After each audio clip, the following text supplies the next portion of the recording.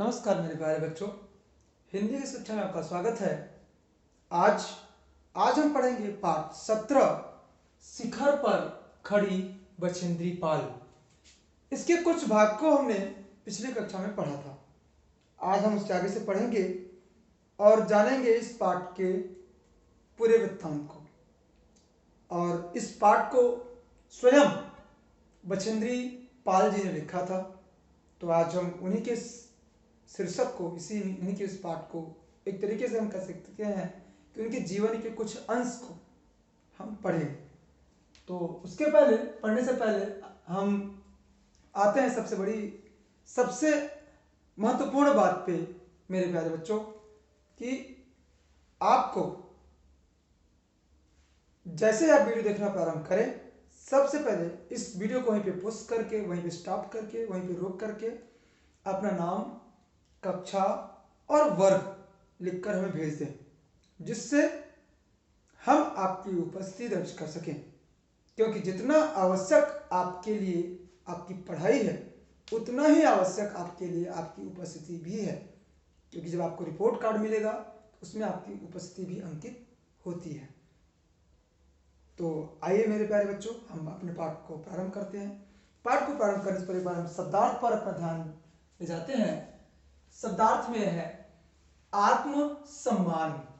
आत्मसम्मान माने होता है बच्चों अपनी इज्जत। आत्म माने अपनी, सम्मान माने इज्जत, अपनी इज्जत। उसके बाद है मर्यादा। मर्यादा माने होती है प्रतिष्ठा। आपका जो सम्मान है, जो मर्यादा है, वही उसी से आप लोग आपके बारे में अच्छा बुरा समझ सकते हैं, जानते हैं। आगे है सर्वाधिक। सर्वाधिक है सर्व धन अधिक। यहां पे हम संनिवेश कर सकते हैं सर्व धन अधिक। सर्व माने सबसे, अधिक माने अधिक। सर्वाधिक माने सबसे अधिक। आगे है ग्रामीण। ये एक शब्द का अनेक शब्द भी, जो हम पढ़ते हैं व्याकरण में कि अनेक शब्दों का एक शब्द, तो जो गांव में रहता है उसे क्या कहते हैं? ग्रामीण। तो ग्रामीण का हिंदी अर्थ क्या होगा? गांव में रहने वाला। अब यहां रहने वाला है, रहने वाली, अब दोनों कर सकते हैं, वो डिपेंड करता है कि वो किस तरह से वाक्य है। परिवर्तन होता है बदलाव। परिवर्तन माने बदलाव। पारंपरिक माने होता है परंपरा के अनुसार। पारंपरिक माने परंपरा के अनुसार। आगे है भ्रमण। भ्रमण माने घूमना। भ्रमण माने घूमना। जन्मजात माने होता है बच्चों कि जो जन्म से हो, जन्म के समय से ही जो हमारे साथ हो, उसे जन्मजात कहते हैं। या दूसरे शब्दों से कह सकते हैं पैदाइशी। यानी पैदा के समय से ही, जब से हम पैदा हुए हैं तब से हमारे साथ जो चीजें हों वो जन्मजात या पैदाइशी है। आगे है उपलब्धि। उपलब्धि माने होता है प्राप्ति। उपलब्धि माने होता है जिसे हम अपने पुरुषत्व से, अपने पौरुष से, अपने बल से, अपने शक्ति से जिस चीज को हम इकट्ठा करें, अर्जित करें, वह है उपलब्धि। जैसे आप 100 मीटर स्कूल में प्रतियोगिता होती है और 100 मीटर की रेस, उसमें आप दौड़ करके, मेहनत करके आप प्रथम आते हैं, तो आपकी उपलब्धि है कि आप 100 मीटर की रेस में प्रथम आए हैं, वो आपकी उपलब्धि है। आगे है दंग। दंग माने हैरान, जो आश्चर्य कर दे। शिलाखंड। शिलाखंड माने होता है पत्थर का बड़ा टुकड़ा। शिला माने पत्थर, खंड माने टुकड़ा, पत्थर का बड़ा टुकड़ा। आगे है बच्चों प्रीति भोज। वैसे आजकल आप देखते हैं शादियों वगैरह में, शादी लोग करते हैं, शादी के बाद घर आने पे प्रीति भोज रखते हैं। तो वही चीजें यहाँ पे वैसी का अर्थ आपको होता है क्या? प्रीति भोज माने होता है दावत। यानी मतलब कि जैसे कि लोग रखते हैं घर पे। प्रीति माने होता है प्रेम, भोज माने भोजन, प्रेम से भोजन।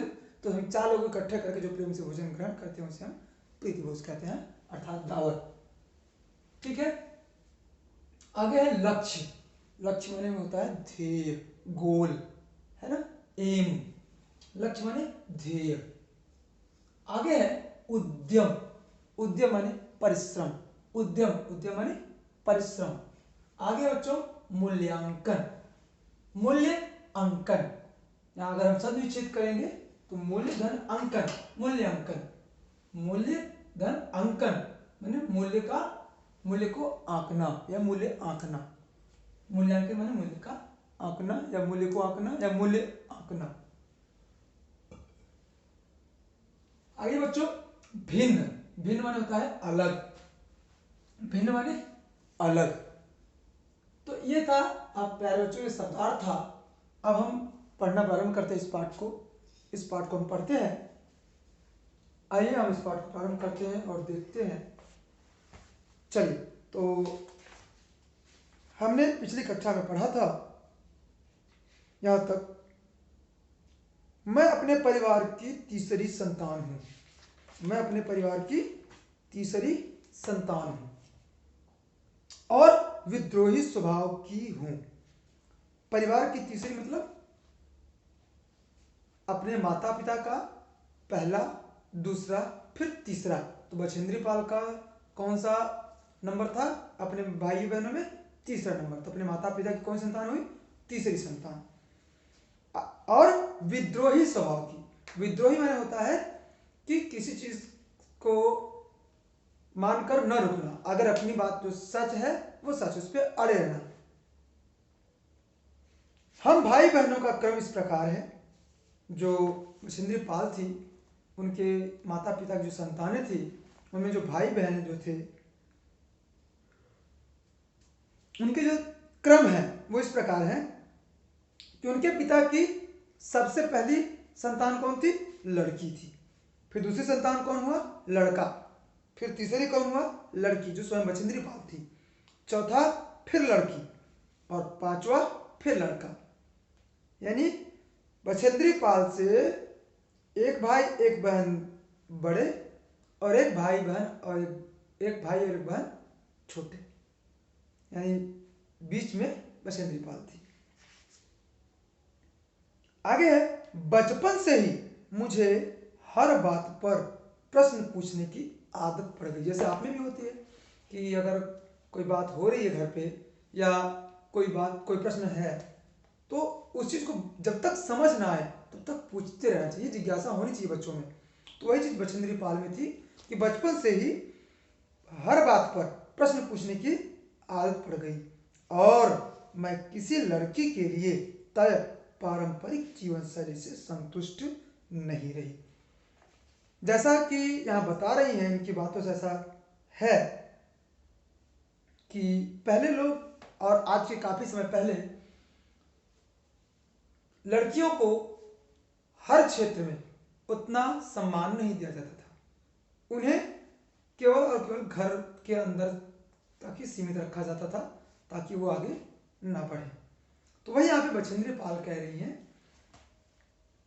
कि लड़कियों के लिए तय पारंपरिक जीवन शैली से संतुष्ट नहीं रही। उनका कहना है कि लड़कियों के लिए जो तय पारंपरिक जीवन शैली थी उससे वो संतुष्ट नहीं थी, उससे आगे बढ़ना चाहती थी। लड़कियों के लिए पहले क्या था कि स्कूल न जाना या स्कूल जाने देना, तो एक निश्चित एक लिमिट कि आप स्कूल जाओ, पढ़ो, फिर घर आओ। लेकिन यहाँ पर बछेंद्री पाल ने क्या किया? अपने आप को उससे आगे रखा। मैंने जब अपने बड़े भाई और बहनों को देखा कि वे सबसे छोटे भाई राजू को पहाड़ पर चढ़ने के लिए प्रेरित करते रहते हैं तो मैंने सोचा क्यों न मैं भी कोशिश करूं। जब बछेंद्री पाल ने देखा कि उनके बड़े भाई और बहन जो है वो उसके छोटे भाई, उनके छोटे भाई का क्या नाम था? राजू। इस तरह के प्रश्न बच्चे आ सकते हैं बच्चों एग्जाम में कि ये उनके छोटे भाई का क्या नाम था। इस तरह के प्रश्न आ सकते हैं जिनको आपको ध्यान रखने की आवश्यकता है, इनको समझना है। तो राजू को पहाड़ पर चढ़ने के लिए प्रेरित करते रहते हैं। तो मैंने सोचा, तो बछेंद्री पाल ने सोचा कि अगर बड़े भाई बहन जो है वो उसके छोटे भाई राजू को पहाड़ पर चढ़ने के लिए प्रेरित करते हैं तो क्यों ना वो भी कोशिश करे, अर्थात बछेंद्री पाल भी क्यों नहीं कोशिश करे। इससे मेरी दृढ़ता और बढ़ गई कि मैं केवल वह नहीं करूंगी जो उस समय लड़के कर रहे थे। बछेंद्री पाल कह रही हैं कि इससे बछेंद्री पाल की दृढ़ता और बढ़ गई, उनके अंदर और दृढ़ संकल्प हो गया, एकदम सख्त कठोर उन्होंने संकल्प कर लिया कि मैं वह नहीं करूंगी। क्या जो बच्चे जो भाई उसके कर रहे हैं, जो लड़के उस समय कर रहे हैं, बल्कि जो उस समय लड़के कर रहे थे बल्कि उनसे बेहतर करूंगी। जो भाई बहन कर रहे हैं, जो लड़के कर रहे हैं, उससे बेहतर करने के लिए बछेंद्री पाल ने निश्चय कर लिया। पहाड़ों में स्कूल और कॉलेज के दिनों में बाहरी भ्रमण और खेल कूद करना मेरी स्वाभाविक रुचि थी। किसकी स्वाभाविक थी? बछेंद्री पाल का। बछेंद्री पाल का स्वाभाविक रुचि किनमें था? खेल कूद में और बाहरी भ्रमण में। बाहरी भ्रमण मतलब जैसे आपके यहाँ भी स्कूल देखिए शैक्षिक भ्रमण जाता है ना, कहीं आपको पिकनिक ले जाते हैं, कहीं घुमाने ले जाते हैं, तो वैसे ही बछेंद्री पाल की जो घूमने की वो आदत थी, वो चाहती थी कि उनको घुमाया जाए, वो घूमने के लिए जाना चाहती थी। आगे है, मैं जिस खेल में गई उसमें अव्वल आई। बछेंद्री पाल कह रही हैं कि मैं जिस खेल में गई उसमें अव्वल आई। बच्चों, आप भी अगर जिस कार्य में लग जाए और पूरे तन्मयता के साथ, ध्यान के साथ अच्छे से अगर लग ही जाए तो आप उस क्षेत्र में भी अव्वल आ सकते हैं। अर्थात अव्वल मतलब पहला स्थान। अव्वल माने पहला स्थान।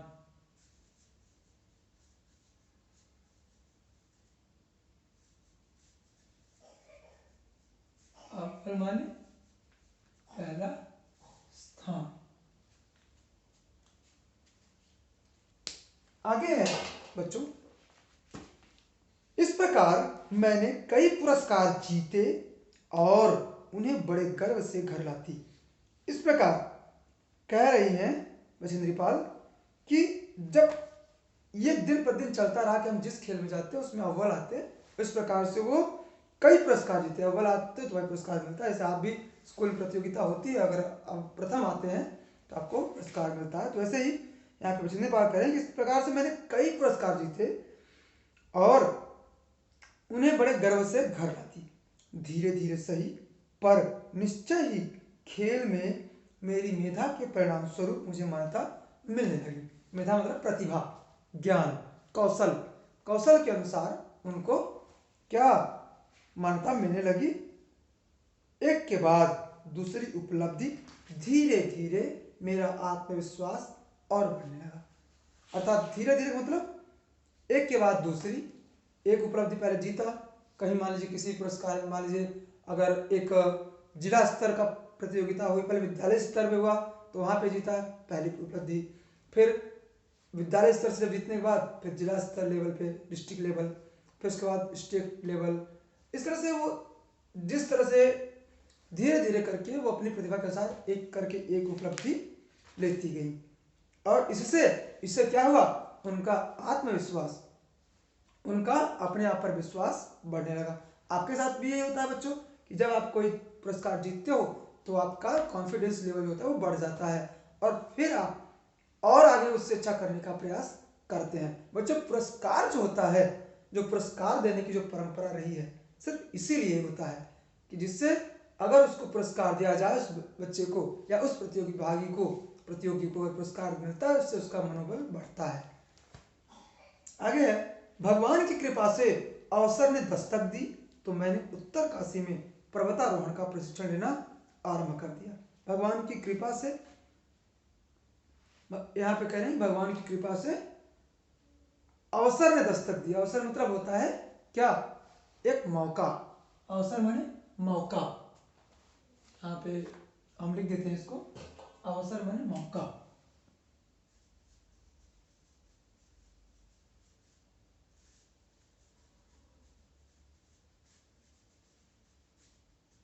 भगवान ने उनको मौका दिया और उस मौके से क्या हुआ, उस मौके से उन्होंने उत्तर काशी में पर्वतारोहण का प्रशिक्षण लेना आरंभ कर दिया। इस तरह से उन्होंने पर्वतारोहण का प्रशिक्षण लेना आरंभ कर दिया। इस प्रशिक्षण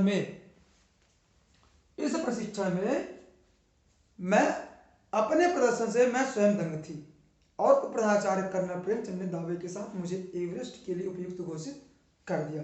उनका कहना है कि इस तरह से प्रेमचंद जो थे, कर्नल प्रेमचंद उनके उपप्रधानाचार्य, उन्होंने एवरेस्ट के लिए उपयुक्त घोषित कर दिया। एक ऐसी लड़की जिसे एवरेस्ट अभियान दल में शामिल किया जा सके, इसके बाद तो पीछे मुड़कर देखने का प्रश्न ही नहीं होता था।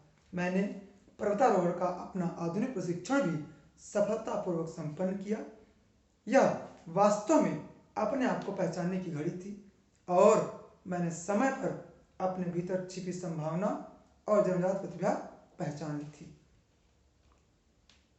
इस तरह से वो कहती हैं कि मैंने अपने अंदर जो पैदाइशी उनके अंदर प्रतिभा थी उसको उन्हें पहचान लिया। मेरे प्यारे बच्चों, इस वीडियो में इतना ही। आपके लिए कार्य है कि ये शब्दार्थ है, इससे आप उत्तर पुस्तिका में लिख करके याद करेंगे। दूसरा है पर्वतारोही अन्य भारतीय महिलाओं के नाम लिखिए। ऐसे भारतीय महिलाओं के नाम लिखिए जो पर्वतारोही थी। ठीक है, कम से कम 5। ठीक है, अगले कक्षा में हम फिर से मिलते हैं। तब तक के लिए धन्यवाद, नमस्कार।